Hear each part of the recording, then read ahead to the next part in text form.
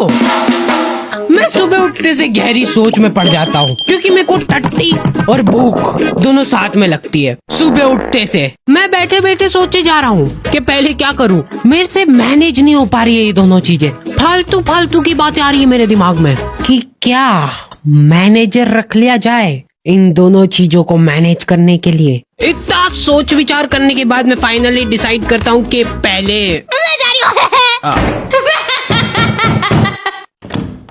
تھوڑی دیر بیٹھ کے ناشتہ پانی ہو جائے. لے کرانے کی لسٹ بنا دو. ہاں ممی کو میں 1 سیکنڈ بھی فری دکھ گیا نا کچھ نہ کچھ فالتو کام بتا دیں گے. تو فری کیسے بیٹھا ہے؟ جو چاند دیکھ کے چھت پہ سے نکلا ہے کہ نہیں؟ ارے پر اٹھ چل فٹافٹ.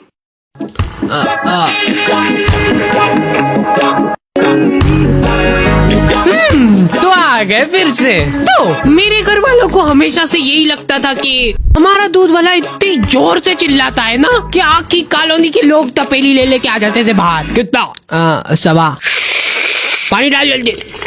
ویسے بلاؤز کے لیے تھینکس, فٹنگ وغیرہ بڑھیا آ گئی ایک دم. اندر آ کے میں مما کو دیکھ رہا ہوں تو وہ اس میں الگ سے تھوڑی بھر کا پانی ملا رہے. تو ایک بار مما کھانا بنا رہے تھے اور چھیٹ گیا. او باپ رے, رکو. کیا ہو گیا رے؟ پھر سے چیٹ گیا کیا اس کو؟ کہیں روز کولگیٹ ایسے ہی بگڑ رہا ہے بس اپنا. 50 بار سمجھا دیا یار میں نے کہ جب بھی کھانا بناؤ تب اپنا جو دھیان ہے نا وہ پورا گیس پہ ہونا چاہیے. اب گیس, ہاں میرے پاپا کوئی بھی انسیڈنٹ ہوتا ہے نا اسی ٹائم چالو ہو جاتے, اسی ٹائم, ان کو ویٹ نہیں کرنا ہے, ہاتھوں ہاتھ سنائیں گے وہ. ابھی ریسنٹلی میرا ایکسیڈنٹ ہو گیا تھا, ٹھیک ہے, تو پاپا وہاں آ کے کتنی بار سمجھا دی میں نے تیرے کو ایک ہی چیز کہ کلچ جب بھی چھوڑو تب دھیرے سے چھوڑو. میں گاڑی کے نیچے دبا ہوا پڑا ہوں اور پاپا کیسے دھیرے سے. پر نہیں, اپنے کو پائلٹ بننا ہے, پائلٹ. اب اسپتال میں نہیں لے جا رہا ہوں, میں تیرے کو لے جاؤں گا ٹیٹو آرٹسٹ کے پاس. تیرے ہاتھ پہ اپن لکھوا رہے پائلٹ. ہاں ایسے ہی ہے وہ. تو مما کو چیٹ گئی وہ ایسی کوئی زیادہ بڑی بات نہیں ہے, لیکن کولگیٹ ختم ہو رہا ہے وہ زیادہ امپورٹینٹ ہے. اور اس سے بھی زیادہ امپورٹینٹ یہ ہے کہ یہ ڈائی 15 منٹ رکھنی ہے کہ آدھا گھنٹہ. ایک تو میں برگنڈی کلر بولا تھا, کالا ڈھوس لے کے آ گیا یار. یہ آدمی لوگ بہت معصوم ہوتے ہیں, یہ لوگ حرکتیں کر کے بھول جاتے ہیں, لیکن صرف تب جب حرکتیں ان نے خود نے کری ہو. ان کو اگلے دن یاد ہی نہیں ہے کہ انہوں نے کیا کانڈ کرے کل. دولے کی زالیو ہر دوپٹے والیو چلو. میں ٹفن کدھر رکھا یار؟ اوئے سن رہی ہے کیا؟ اوئے ٹفن ہے کدھر؟ نکالا بھی تھا کہ نہیں؟ ہاں مما یہ مل گیا, ادھر ڈکی میں پڑا ہے. ارے رہ گیا کیا؟ وہاں کہیں نہیں دھو. ہاتھ بھی نہیں لگاؤں گی میں, باس اٹھا وہ پورا ایٹ والا. آفس سے فون کیا رہا ہے؟ ٹائم کتنا ہوا ہے؟ ارے یار آج کی تنخواہ کاٹ دے گا یار میری. یہ میں نہانے جا رہا ہوں. اب میرے کو نہانے سے پرابلم نہیں ہے, لیکن میرے کو پرابلم اس صابن سے ہے جس پہ سے میرے کو ایک ایک بال کھرید کے الگ کرنا پڑتا ہے. اور سب سے رہسیہمئی بات یہ ہے کہ میرے گھر والوں میں سے کسی کا بھی بال نہیں ہے یہ, کیونکہ کوئی ماننے کو ہی تیار نہیں ہے یہاں پہ. ہو ہی نہیں سکتا یار. یہ بال کی سائز دیکھ, ضرور تیری ممی کا تو ہو ہی نہیں سکتا یہ, ہے نا؟ ٹھیک ہے میرا ہی ہوگا. تو یہ فن ایکٹیویٹی چل ہی رہی ہوتی ہے, اتنے میں بہت دکھ ہوتا ہے جب اپنا کوئی اتنا قریبی ساتھ چھوڑ کے جاتا ہے. میری چڈی نے بالٹی میں کود کے آتم ہتیا کر لی ہے, اور ابھی والی چڈی میں آلریڈی گیلی کر چکا ہوں. یہ سب ہونے کے بعد میرے پاس ایک ہی آپشن بچتا ہے, الگ ہی لیول کا مزہ ہے وہ گرما گرم چڈی پہننے کا. ہمارے گھر پہ آئے دن رشتے دار آتے رہتے ہیں. بیٹا ممی کدھر ہے؟ یا تو نہیں ہے, چلو آ جاؤ اندر ڈھونڈتے. ان لوگوں کا مین مقصد ہوتا ہے چائے پینا. یہ اسی لیے آئے تمہارے گھر پہ, ٹھیک ہے, لیکن یہ بولیں گے نہیں, بیٹھے رہیں گے پھسر کے تمہارے گھر پہ. اور چائے وغیرہ کچھ؟ ارے من تو نہیں تھا, پر ابھی چائے کی ٹوک لگ گئی ہے تو اب منع نہیں کر سکتے. بنا دے دو بیٹا 2 کپ. آپ پیو گے؟ 3 بنا دینا. अब देखो एक्सपर्ट टिप मिल रही है तुम लोगों को। कभी भी कोई रिश्तेदार आए और तुमको चाय बनाने का बोला जाए ना, तो ऐसी ढक्का ढोर चाय बनाओ ना, जितनी बेकार तुम बना सकते हो उससे ज्यादा कोशिश करो बेकार बनाने की, क्योंकि अगर तुमने एक बार अच्छी चाय बना दी ना, तो अगली हर बार तुमको बनानी पड़ेगी। आधे घंटे तक बैठ के हंसी ठिठोली करने के बाद इन लोगों के पास कुछ टॉपिक बचे नहीं है। उसके बाद मेरी मम्मी चालू होती है। और आपको तो पता ही होगा, अपना हार्डी लई छोरे को बचपन से ही कब्जियत की बीमारी हो रही है, और आज भी मेरे को याद है कि लई छोरा जोर लगा लगा के थक जाता था, लेकिन उनको पता नहीं क्या मजा आता है ये बात बता के सबको। चीकू तो काम धंधे में ही लगा रहता है यार, वो बच्चों को गाइडेंस करता है। गाइड, हाँ वही सेल्समैन है इनका छोरा।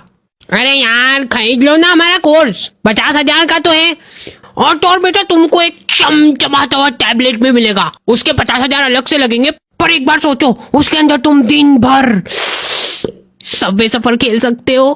कर दो क्या कंफर्म? नहीं लेना। ये गाइडेंस कर रहा है इनका बेटा।